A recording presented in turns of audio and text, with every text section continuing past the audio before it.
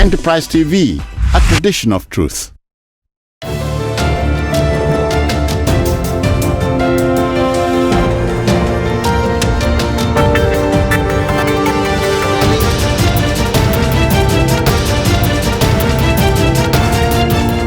Hello and welcome to Enterprise Morning on Enterprise TV.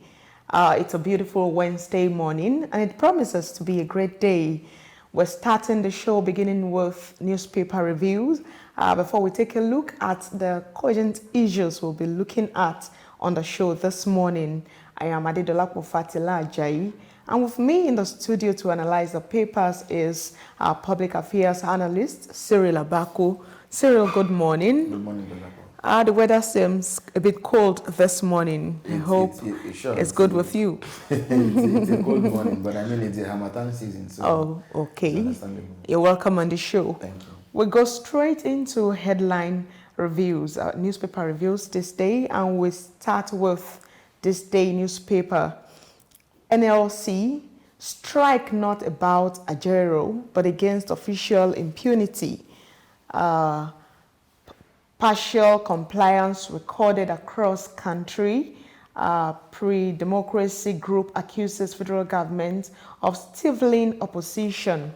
Labour. Let's talk about that. What we've been hearing, what's going on in the news is that it's strictly about the maltreatment of Ajero or something, but we're seeing this morning that NLC is coming out to say it is not really about him, but against official impunity. And also for every social upheaval, for every problem you have, there are usually remote and immediate causes. The remote cause is impunity in government. I mean, in the last few weeks, you only need to look at the newspapers and imagine the kind of stories you're hearing. They want to buy a yacht, they want to spend billions repairing Aso Rock. You wonder what they want to repair. They want to spend this and that.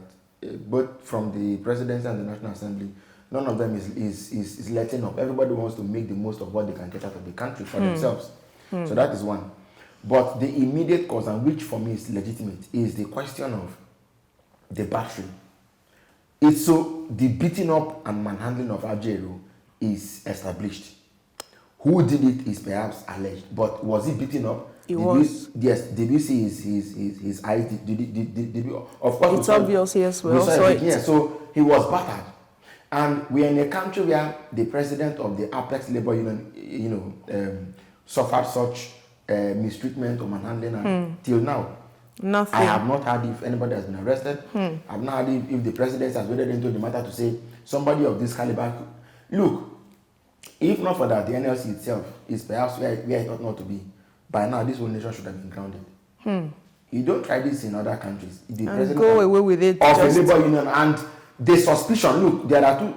The story is not even about internal wrangling among the ranks. It's primarily a question of labor saying policemen came to manhandle him and battered him, and the police saying that they came to rescue him from a mob. So both from the police's own story and from labor's own story, the police is the recurrent decimal. So they have a lot of explanation to do. Yes.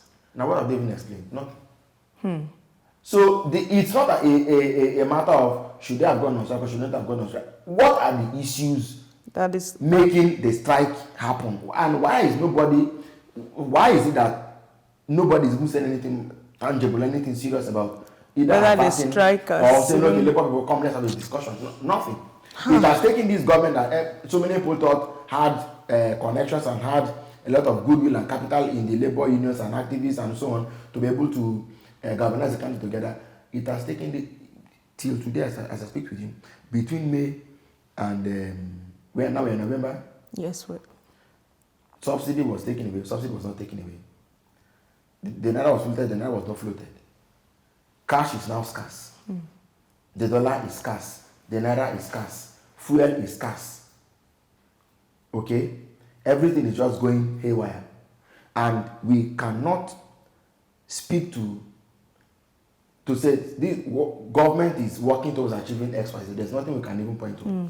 So in such a milieu, how do you expect us to even hope and believe that even a matter like this labor, this strike now, something is going to be resolved. But isn't it even an insult that some people complied with the strike, some people did not? Isn't it even an insult on NLC itself? Let's say a dent. Well, but again, of course, because I, for one, didn't even expect that the strike would bite as it did yesterday, because I think eventually ASU came on board and so on. So, but I've not even expected that much. Now, the fact that the matter is still being discussed shows that somehow the strike kicked in. But even the NLC is not able to pull it. Like I said, I didn't expect that it would be as strong as it came out yesterday, because of course, for a long time, the NLC, had lost its way in my opinion. I had expected so much to come out of what was going, when Nigeria became president of the NLC. But again, what do you expect? The NLC had suffered schisms in the past. Again, when we heard that Ajeros had been burned to the ground some months ago. So this is clearly not the best of time for the NLC. But it's not even about the NLC. Why don't we have people, policymakers who are thoughtful, who are more understanding, who should put both the NLC, so this is not even about the NLC and federal government. It's about Nigerians. It's about us. Imagine a country, imagine where everything we are doing now ought to be geared towards revamping the economy. The last thing we want is for unions to be going on strike. And yet, it appears nobody cares. Because it's not good for any economy, it's not good for any country. And yet, what is the feeling we have is that nobody really even appears to care. It's just a matter of...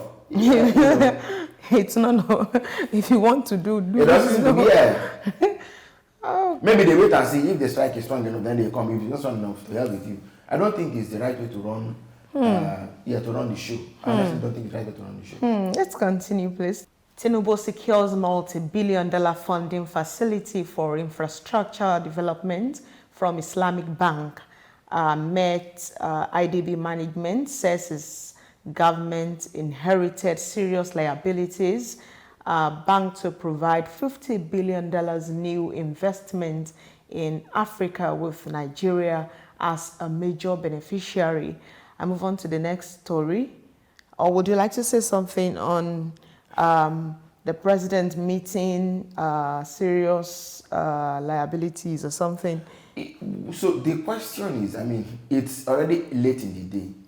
This is not a secret that President Buhari was the leadership deficit in Nigeria and that he left us bankrupt. Not just in financial terms, but bankrupt in terms of ideas, bankrupt in terms of institutions, bankrupt. You saw how he was making appointments. And he was an absent president. He was an absentee president. Nigeria was on autopilot. Nothing was working. And he didn't and he sincerely didn't care. Now, we knew this. The president himself said that he was going to come, President Tinubu said he was going to come to continue where Buhari stopped. So having to be saying now that... And we are wondering, is it that, is he being politically correct, or is he really being serious about what he meant? Now, where we are today is not a good place. But you can't be saying that now. Now. 6 months down the line, you are a happy successor, okay? And it's the same party, given who the president was in the APC and still is, now he's president. So to be saying this now doesn't for me really carry much water. What we should be talking about now is what to do. Are you going to do going forward? We saw what happened when President Buhari came on board. They did the blame game, in fact, into the second term. And everything they said was a lie, because when Buhari came into office, that same week he came into office, or that same month, he took from the federal government $50 million and gave to charge the public to fight terrorism. And we were asking, where did that money come from? He didn't print the money. It was money Jonathan's government had left behind. From that same empty treasury, they took money and gave bailout to states. Where did the money come from? They didn't borrow that money. It was from money that Jonathan left behind. So when you come into office, what you should do, I think, is to measure what has been done in the past and then plan a blueprint forward. The fact that we are where we are today is not a very good story. And to now be telling us that you met an empty... just it's an obvious thing. Just the question. Let us know what you want to do going forward. So I take the last story on this day, and it says CBN, old 100 naira, 200 naira, 1,000 naira banknotes remain legal tender interminably. That's on page 11 of this day newspaper. And I move on to Daily Trust now, where they are also leading with a story that says, I inherited serious liabilities from my predecessors, Tinubu. No magic wand for economic crisis. CBN governor says that federal government has run out of ideas. That's an economist saying that. And then others, speculators responsible for forex crisis. Still the same story. I inherited serious liabilities. You can imagine.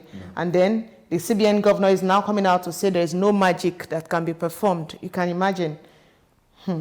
The second story here is saying Navy combs Lagos. Lagos waters intercepts boats carrying 90 drums of PMS. That's on page 17 of Daily Trust. And then I move on to, will trap into $2 trillion Islamic finance market. That's what the federal government is saying.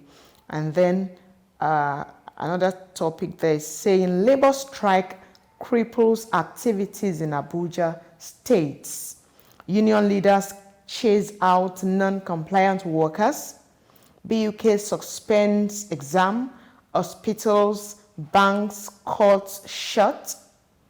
Partial compliance in Lagos, Rivers, and Oyo.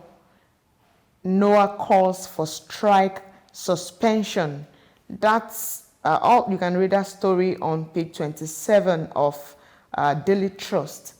Another topic says anxiety in Kano Plateau ahead of appeal court judgment.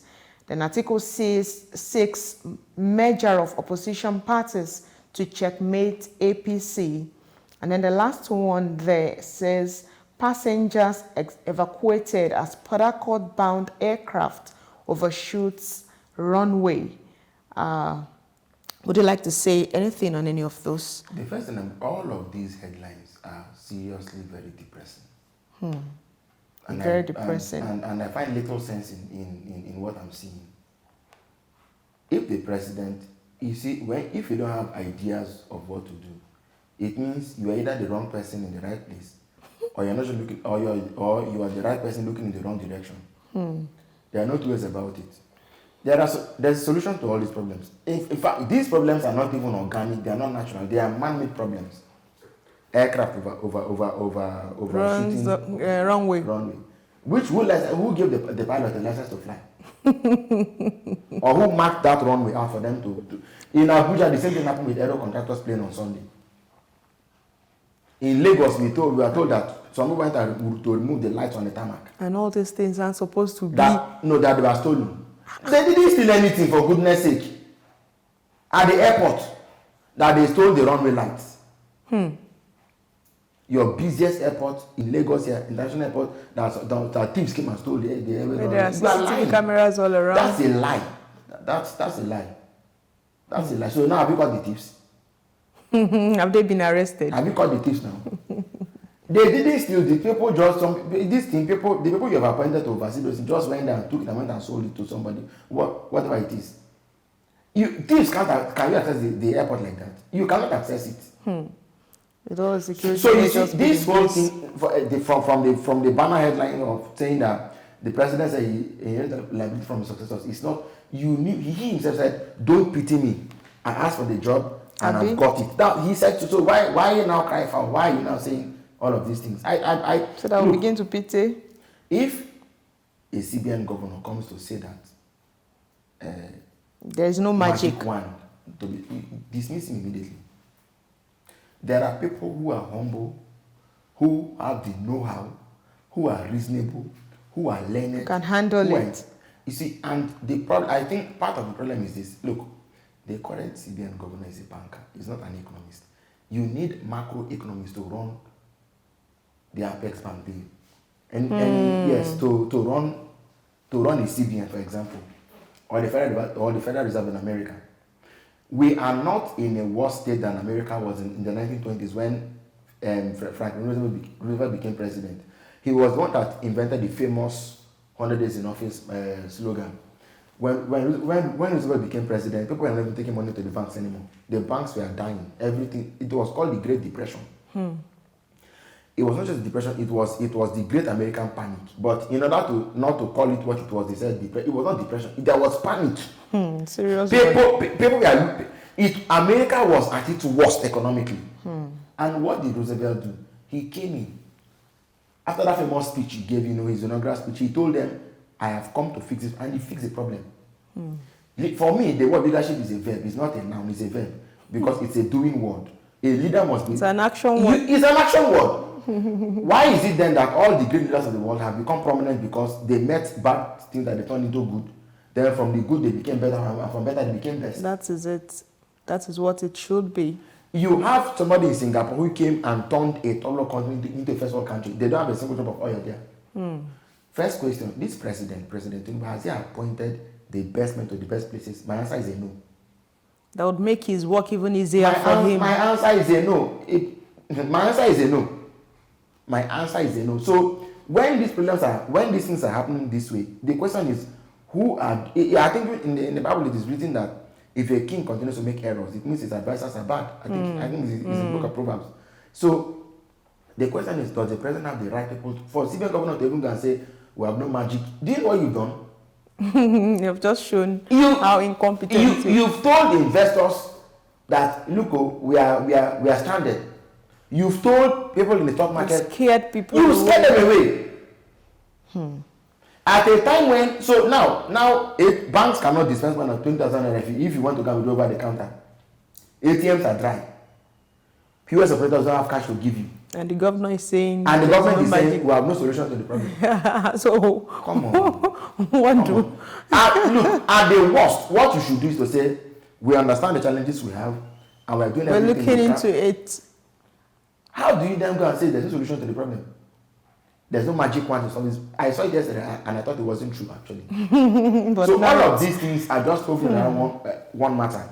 It is either you're the wrong man in the right place or you're the right man looking in the wrong direction. We need to fix the problem urgently because, like I said, matters of the economy and finance, money and jobs are not things that people will be clapping it's normal behavior. People look for the easiest next way to get money and survive because the human nature, that's the first instinct of man is to survive. Once your capacity to survive is taken away from you, what then do you do? I sincerely hope that they are able to get. In fact, where things are today, the president may need to address the nation and to reassure us that sometimes you wonder whether there's some puppeteer somewhere, controlling the way things happen in this country. You can't understand it. Things aren't just semi-normal. They don't ever see it. But there is no solution to problems. You budget $5 billion to buy a yacht. Goodness gracious me. A country where people are suffering. People are dying from hunger and you are budgeting and you say there's no solution to the problems. Suspend the purchase of that yacht. If you've not, please, because we've not seen any picture or video of the yacht even. So bring that money back. then number two, the money, the what's it called? I don't know how much you're going to spend because now we hear that they said this want to help us with our refineries. I don't think it's entirely true. The story, local engineers have been begging, give us the money to fix for government, and government has not answered them. So let's look for local solutions to our problems, and they are bound. This whole thing about misplaced priorities will not help this country. And at least make the country a better place for everybody to live in. Okay, we move on to the Guardian newspaper, and the one that is leading there says, 1 year after takeover of this coast, darkness, liquidity crisis persists. You wonder if we're ever going to overcome the issues of darkness in Nigeria with all of this that is happening. So let me put it on record that power, in my view, is the easiest thing to fix in this country. Power? Yes, is the easiest problem to fix in this country. But politics of power, no, the power of politics is the reason for the politics of power. And that's why this thing won't just The Go away. darkness is going to remain for a very long time. They are talking of discos and what is it called? Two things. The people who import generators in this country, will they be happy that We're having lights steadily. became constant? So that's a matter that must be moved. That's a matter that must be moved. Number two, federal government has brought it was early this year, before President Buhari left office. The body of laws preventing state governments from generating, distributing and transmitting power was amended, so that state governors can now generate power and distribute it to the people. Why hasn't any governor? Why hasn't any single governor brought out Lagos said something, but they've not even done anything about it. Why are the state governors not moving quickly to begin to say we are generate and give our people? Why have they not done that? And until all of these come to be, we might not The be able power to. of politics is the reason for the politics of power. And until we losing this goddamn knot, this darkness has come to stay. Believe me, there's no. If it has been here for all these years, what is the reason why it did not be there? To just go overnight. It's been there. I will say it again. The power of politics is the reason for the politics of power. Until we fix it, the problem with you. It's not the issue of the discos and gencos and it's not that. There are people who are bound into powers and principalities behind the scene that are working night and day to make sure that they stay rich at the expense of Nigerians living in darkness. So until you're able to deal with that, forget about the headlines and the news. It's just there for decoration. Okay, we move on. It's this one on the page 6 of the Guardian newspaper says compliance defiance as NLC TUC indefinite strike kicks off. And then the other one says Article 6 coalition of opposition parties cautions against slide to one-party dictatorship. And then the last one I'm going to take on that page newspaper says fortifying custodial centers to keep inmates safe. Deter would be attackers. You can see that story on the newspaper page 4. Okay, I move on to the Punch newspaper and it says federal government knocks labor, strike records partial compliance. Tinubu not behind attack on Ajaero, escalating strike nationwide unreasonable. That is AGF, coming from the AGF office. Lagos, Rivers, Kwara, Bauchi workers shun labor. Kano, Edo, Delta, Akwa Ibom, others comply. That is on the front page of the Punch newspaper. And then just above the paper we have elections over, reform economy now. NPAN tells Tinubu, that's on page 7. CBN extends old Naira notes deadline indefinitely. Atiku canvasses measure to oust APC. And then we see, okay, let me take the last story there. It says 35 million Naira needed to return body of Nigerian students. I think there is a story, that story you can check for it and read the details on page 7 of the Punch newspaper. Yes, would you like to say anything on any of them? You see, now the Punch is leading with the story saying FG knocks labor, strike, records partial compliance. For good measure, that statement could have been very different. Okay. This partisanship by our national leaders will not help this country, to be honest with you. And this is not to make a case or hold the ground for the NLC, but it doesn't look like a balanced story already.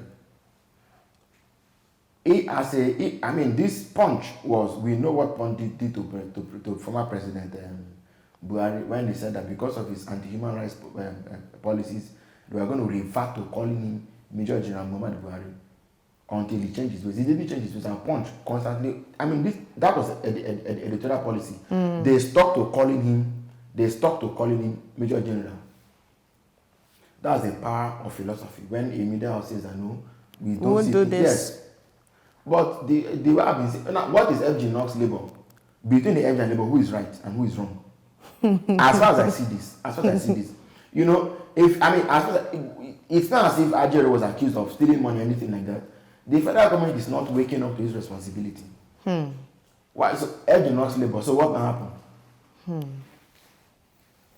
I find some of these practices a bit underhanded, and I would sincerely hope that we don't write headlines this way.